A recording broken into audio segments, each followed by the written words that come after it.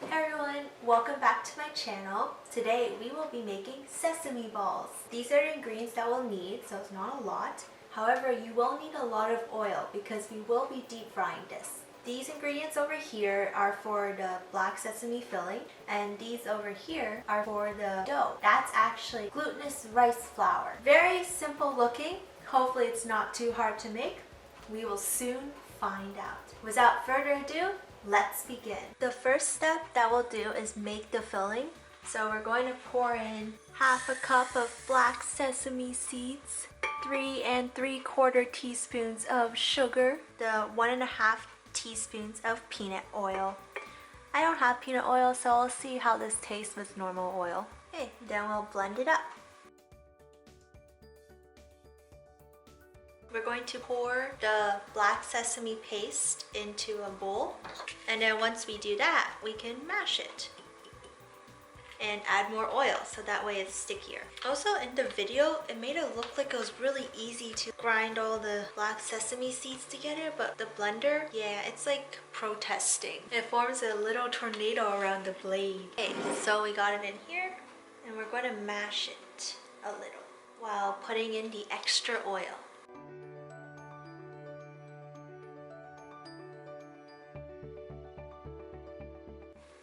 Okay, this is our paste, so this will be our filling for the sesame balls. And now we'll just put this aside and start making the actual dough.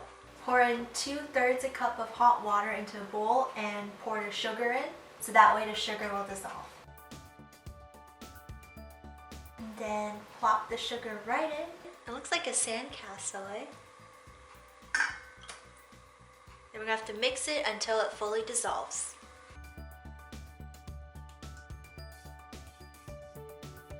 Then we're going to pour this into another bowl because this is the only bigger bowl I have. It says to use an even bigger bowl to pour the flour in, but I do not have that type of materials. So we're just going to set this aside for now. Then we're going to pour in the glutinous rice flour. Whoa!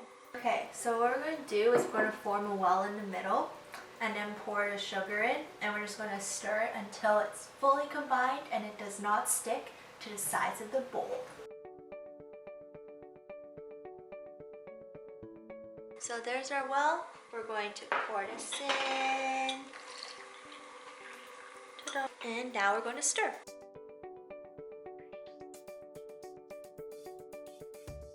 It's interesting to know what your food is made of, because I did not think that the dough for sesame balls was basically just brown sugar, water, and flour. It smells very wholesome. I enjoy this.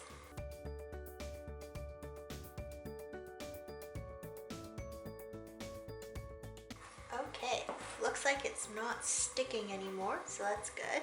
So what we're going to do now is we're going to transfer this dough onto a surface where we can split it into 8 pieces and start forming our awesome sesame ball shapes. You want to lightly flour using, oh, that's a lot. Okay, well, the more the merrier. So we're just going to, alright, that, pretend this is my definition of lightly. Now we're going to knead this for about 5 minutes until it's fully smooth, and it says to use more flour or water if necessary. This is such an interesting dough texture. It rips really easily, but it feels a lot smoother than my normal bread dough.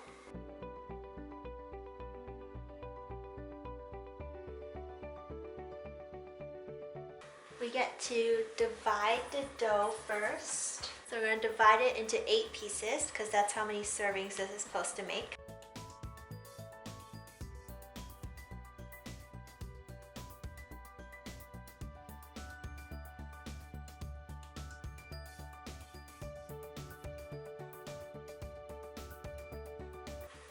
Alright, and then we're going to put about 1 teaspoon of filling in each of these.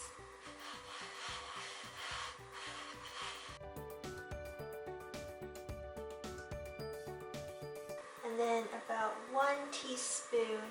That looks like about 1 teaspoon. Very elegant pile. Fold it up.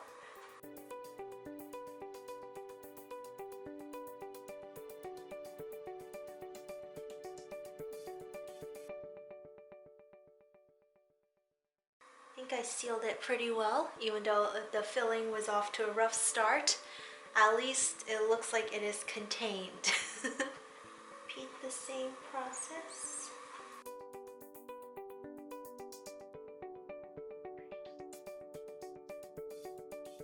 These are my naked sesame balls, and now I'm going to roll them in this bowl of sesame so that way they can actually be sesame balls.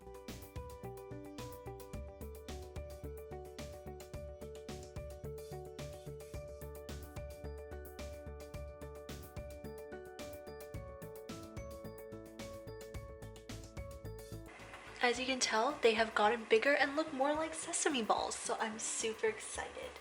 So far looking good. We are around 7 minutes in for cooking. Beautiful round sesame ball.